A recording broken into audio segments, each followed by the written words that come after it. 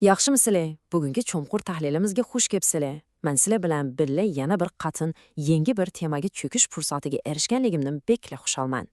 Bugun biz bir intahoyan qiymatlik manbani asos qilib turib, Qur'on va islom aqidasidagi eng yadroliq, ammo balkim biz eng ko'p xato tushunib olgan bir o'qimni, ya'ni ilohiy rahmat, bo'libmi Al-Rahim ismining haqiqiy mohiyatini ichib tashlaymiz. Qani, gapni ko'p qilmay, bu vosita asosiy temaga kiraylik. Hammamizning qalbida bir cho'ng'ur savol bor, shundaqmi? Qaranglar, nima uchun biz qilgan ba'zi duolar xuddi darholla arshini titratib ijobat bo'ladi-yu? Yana ba'zilari, qandoq desam, xuddi bir varaq qog'ozni midirlata olmagandek shunda ojiz keladi. Bunda ruhiy jihatdagi umidsizlik va qaymoqish hammamizga tonish bo'lishi mumkin. Chunki biz doim chastotini xato tangishib olamiz yoki sim kesilib qolgan bo'ladi. Duo qilish deganlik shu og'zimizga kelgan, ko'nglimizga pukkan har qanday narsani talab qilib yurish deganlik emas-da. Amaliyotda biz o'zimizga zodi nimaning foydali ekanligini ancha bilib ketmaymiz. Manbadagi muni bir jumla meni rostınla bak ta'sirlantirdi. Hazrati Alining bu so'ziga bir diqqat qilib bakinglarchi. Ba'zida biz talab qilgan narsaning bizga berilishi dal biz uchun bir balo yoki la'nat bo'lib qolishimi tamoman mumkin. Insonning har arzu qilganiga yetishi amaliyotda bir baxtsizlik bo'lishi mumkin. Allah bizning haqiqiy ehtiyojimizni bizdanmi necha hissa yaxshi biladi. Shunga bizga xohlaganimizni emas, balki biz uchun xayrlik bo'lganini beradi. Amaliyotda mana bunun o'zi ilohiy rahmatning eng cho'ng'ur, eng go'zal ifodasi. Shundoq emasmi? Birinchi qism cheksizlikka tutashgan arg'amcha. Undaqda biz ne uchun oldi bilan bu ismlarni o'rganamiz? Asosiy teologiyalik nuqtadan ilqinda bizning yaratquchini tonishimiz dal mushu ilohiy ismlar, ya'ni Asmaul Husna orqali amalga oshadi. O'ylab boqinglar, bizning bu chekik aqlimiz mutlaq va cheksiz bo'lgan Allohni o'z peti tushunishga qat'iy qodir emas. Cheklik narsa cheksizlikni qandoqmi sig'dira olsin. Shunga Mammada nihoyatda obrazliq tushuntirilganidek, Alloh taolo bizga o'zini tanitish uchun bu go'zal ismlarni erishdan toshlangan bir arg'amcha, ya'ni bir koordinat sistemasi sifatida bergan. Biz faqat mushu ism va sifatlar orqali uningga yomishib, andan yaratquchini qisman bo'lsimi tushunalaymiz. Ikkinchi qism Rahmon bilan Rahimning farqi. Keyingi qismda biz ilohiy rahmatning bu ikki turli qo'sh ma'nosining qanday yeshib berilganligini ko'ramiz. Bu yerda bir qiziq bir nuqta bor. Bu selishtirma haqiqatan muhim. Rahman xuddi quyoshga o'xshaydi. U ashu yaxshi yomon demasdan butun maxluqotga shartsiz nur chachidi. U bilvosita Allohning zotina tava bir sifat. Ammo Rahim undaq emas. Rahim butunlay shartlik.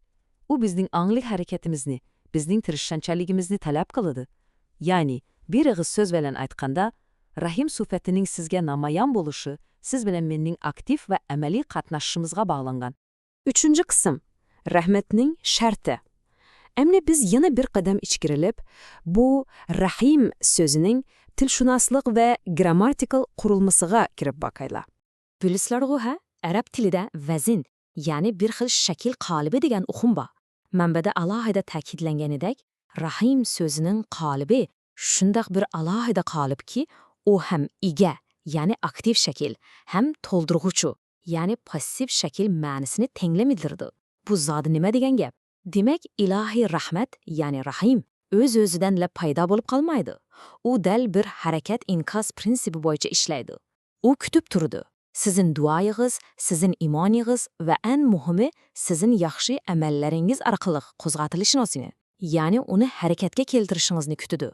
Buni yana bir nuqtadan bakrak aniq tushuntirish uchun Usmonli davridagi mashhur ziyoli Soqolliq Jalolning mushu so'ziga qarayli.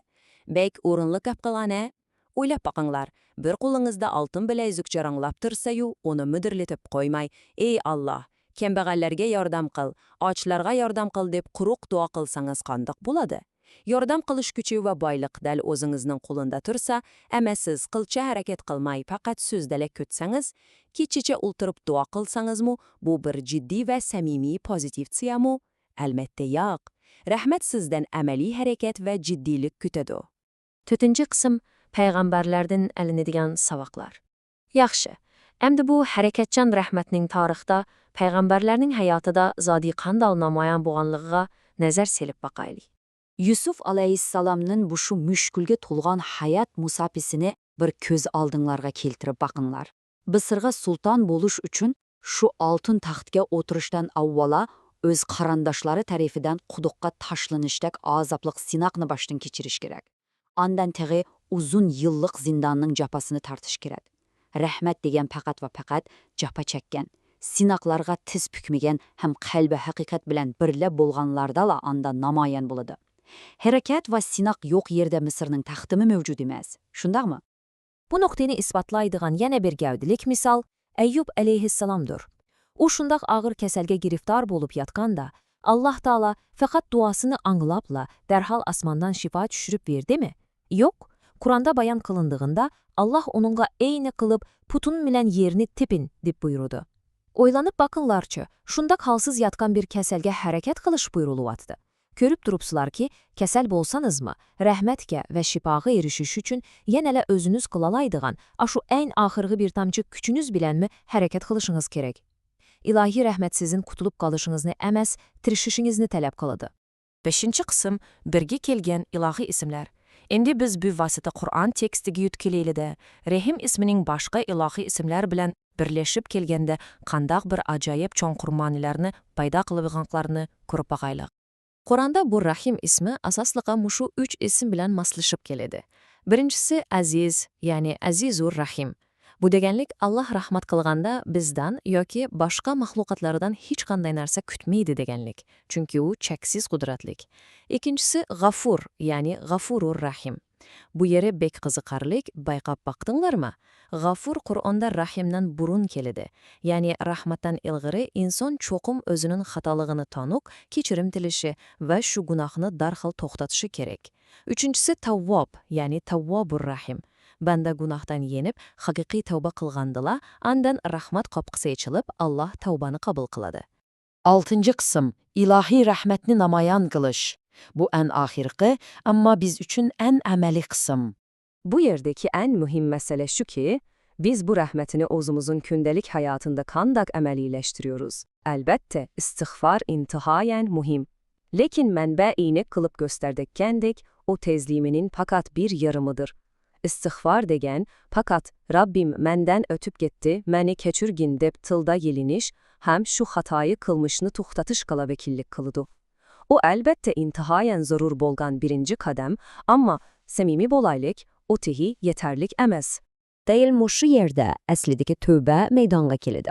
Tövbe degenimiz fakat hata işini toxtatıpla kalmasdım. Belki doğru yolga aktiflik bilen buruluş, şundakla şu günah, şu hatalık ölüp kelgen barlık yaman aqovetlerine ameli harakat kılıp tüzetişini körsetidi.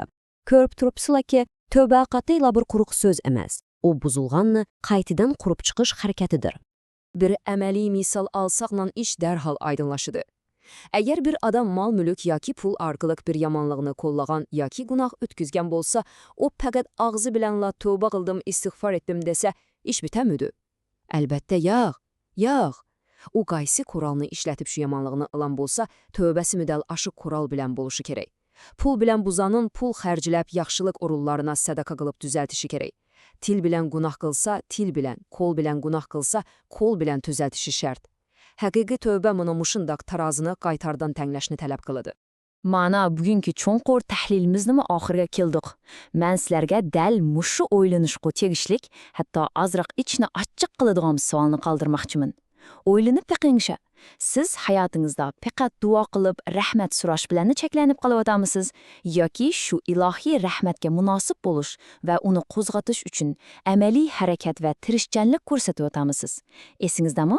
Rahim sizning harakatingizni kutadi.